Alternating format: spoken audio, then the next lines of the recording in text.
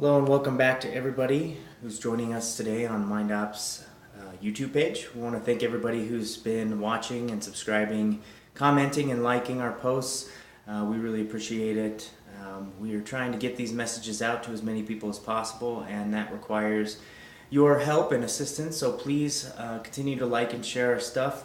We're trying to create a ripple effect and raise the consciousness of all people out there, so that requires that we all participate and we all contribute in our own little way. And our contribution here at MindOps is creating content for all of you in the hopes that it will impact you on whatever level, whatever journey that you're currently on, so that you can use it to better your experience. But we do need your help, so please like and share and get those videos out. Okay. Today we're talking about a concept near and dear to my heart. The concept is the observer's mind, or the third person perspective. And this comes up for me because I find it most prevalent in my mindfulness and meditation practices, and in gaining some insight into my thought processes, as well as affecting my thoughts and the patterns and habits that my thoughts create in my mind, in order to create new patterns, new thoughts, new habits, so that I can move through life more effectively. Okay, so we'll go through this diagram that I have up on the board here for observer mind, and I call it observer mind because I'm coming from a Buddhist perspective. That's what I've always termed it as, but we'll go over some alternative names that maybe you've come across in your own exploration of this as well. So first, to start off with, what is observer mind? Okay, so we need to start out by talking about what observer mind is not. Okay, so this diagram is meant to represent just the whirlwind, the tornado, or the storm that is our mind, the thoughts swirling around constantly.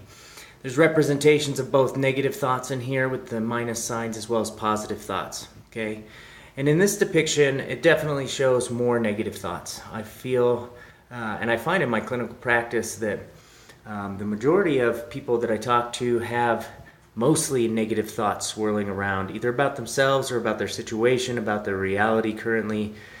So in this diagram, I have definitely represented more negative thoughts than positive. The eye in the middle represents our observation point.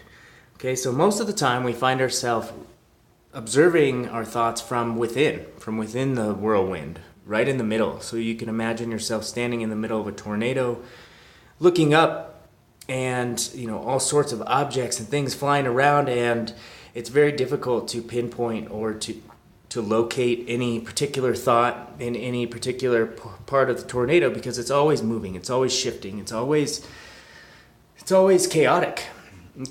Okay, so this perspective is more of a first person perspective, as I've listed down here. So we'll look at some of the traits of this side. So from a first person perspective, you can think about this. If you're a video game player, there's first person games and third person games. Shooter games, driving games, things like that. First person is where you're in the driver's seat. You're looking through the eyes of the subject in the video game. Okay, whereas third person is more removed. You can see the entire person. You can see the entire car that you're driving, so on and so forth. So I use that metaphor to kind of point out what first person versus third person perspective is. So most of the time we spend our time here in this first person perspective just lost in the thoughts, right in it, making it difficult for us to really take a step back and see bigger patterns.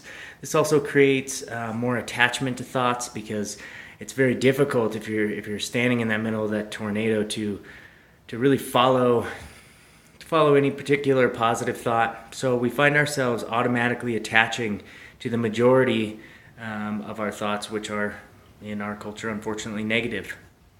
So as we attach to these thoughts, say we attach to a negative thought, then we end up following this whirlwind down. We follow that thought down the rabbit hole, and it ends up not serving us well.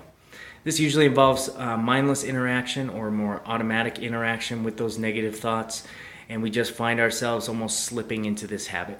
Okay. We also find that in this state we have very little choice, or it feels like we have very little choice over what thoughts we decide we want to engage, and it almost makes us feel as if we're a slave to our thoughts. Okay? This second perspective, right here, this diagram, gives us an idea in pictorial form what observer mind is, okay? So we still have this whirlwind of thoughts. Our mind is always running. It's the nature of mind to constantly work, even when we don't want it to. So regardless of where we want our mind to be, our mind is still going to be swirling from time to time. We need to learn how to deal with that in more effective ways, okay? So there's still the quality of negative and positive thoughts throughout this whirlwind or this storm of mind. But now with the observer mind, we choose to remove ourselves from the equation into this third person perspective so that we can now see our train of thoughts, our whirlwind of thoughts from the outside. Whereas in the first example, we're right in the middle. It's very difficult for us to see what's going on and see the big picture. Now we can remove ourselves from the equation and start to look at our thoughts from the outside, which makes it easier for us to analyze. It makes it easier for us to pinpoint all the negative thoughts and the negative thought patterns, as well as the positive thoughts that are floating around in there somewhere. It also helps us engage these positive thoughts a little more readily and give us a little bit more choice. So in this observer perspective, it's a third person perspective, which involves some level of detachment. So we're not attached to any particular thought, negative or positive. We're just watching it happen. We're just watching the patterns happen. And that's why I wrote down observing down here, because whereas in this model we're interacting with our thoughts automatically, now we have the intention and the motivation to just observe, to not interact, to remove ourselves from the equation altogether. And when we choose to interact, do it more intentionally. So to choose those positive thoughts that will serve us better, which ends up giving us more choice and more control in the long run. Okay? This observer mind is also called the third person perspective, which we've gone over before. A similar but different term here in the West that we find is metacognition, which literally means thinking about thinking. So in the observer mind, there's not so much an emphasis on thinking about our thoughts, although it does happen automatically. When we start to observe our thoughts and thought patterns, we naturally will have some thoughts about our thoughts and thoughts about our thought habits. So metacognition and third person or observer mind kind of go hand in hand, even though they're not exactly the same thing. It's also referred to as the observer. And for you guys who are exploring this concept for yourself, for a little bit deeper exploration, once you start to engage this observer mind, you can start to engage the question, who is this observer? So if we are not our thoughts, right? When we're stuck in this whirlwind, we feel like we are our thoughts because we're consumed by them. But when we start to take this perspective and we remove ourselves from the equation, we realize that we are not our thoughts. We are actually separate from our thoughts, experiencing them when we choose or when we are not vigilant, and it happens more automatically. So starting to pull on and work on this observer mind, we start to ask ourselves, who is this observer? Who are we really? And who are we beyond our thoughts and our concepts of self? Who are we beyond our physical body? Who are we in the larger sense? What is our purpose? What is our place in the universe? And what do we bring of value to this experience, this collective experience? So just an interesting question to take you a little bit deeper into your exploration. So this observer mind is great in concept, right? It starts to make sense once we break it down like this, but how do we begin to cultivate this skill? Obviously, meditation, number one, has done it for me. Meditation allows me the space, and it allows me to give myself permission to take that time to really separate myself from my thoughts and really pick them apart, analyze them, come up with plans of action to change behavior and thought patterns, and then put them into action. So meditation is great. It's a great space to do that. Also, the use of positive affirmations can be implemented here as well. So taking the observer mind, we're able to more intentionally interact with our thoughts and engage some of these positive affirmations, bringing them to the surface to serve us better rather than falling prey to the swirl of negative thoughts. A really practical suggestion in how to cultivate observer mind is journaling, because you're literally journaling or writing down your thoughts and your feelings and your observations. And quite literally, you are an observer. Once you have it written down, you're looking down at that journal entry, you're reading that journal entry, and you're taking it from a third person, okay? So the thoughts are no longer in your mind necessarily, but they're down on paper, And from a third person perspective, you're now able to, analyze each sentence that you wrote and ask yourself questions like, is this serving me? Is this a true statement, or is this an irrational fear?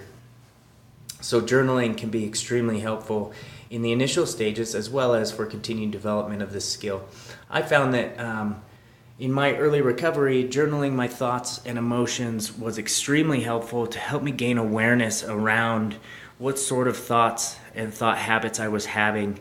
I believe for the first 6 months of my recovery, I filled notebooks on notebooks, and I still have them, stacks of notebooks at home. For my first 6 months, just observing my mind and how it worked and how it was not serving me. Over time, though, with journaling, it became more automatic in my mind. So now I'm to the point where I no longer need the journal entries to be able to go through this exercise. I've had enough practice with writing it down that now I can engage this skill purely cognitively. So over time, just like anything else, it's a progression. We need to continue to get better. So my suggestion is to start with journaling or meditation if you're already doing it, and just play with this concept of removing yourself from the equation so that you can start to observe how your mind works. The better you're able to observe your mind, the more mindful you're going to become of your thoughts, your thought habits, the quality of your thoughts, and that's always the first step in any change process. So if you want to start changing your mind to serve you better, start filling it up and start feeding yourself with more positivity, we first need to become aware of where our deficits are in that area. So this observer mind is extremely helpful in gaining that awareness and increased mindfulness around it. Okay. Again, please like and share our videos. Thank you for watching, and we'll see you next time.